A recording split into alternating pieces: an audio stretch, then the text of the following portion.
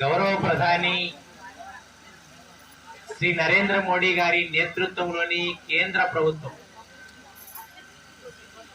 కేంద్ర ప్రభుత్వ ప్రాయోజిత సంక్షేమ పథకాలను లబ్ధిదారులకు అందరికీ కూడా అందుతున్న సందర్భంలో దేశవ్యాప్తంగా ఈరోజు వికసిత భారత సంకల్ప యాత్ర కార్యక్రమాన్ని దేశవ్యాప్తంగా కేంద్ర ప్రభుత్వం చేపట్టింది.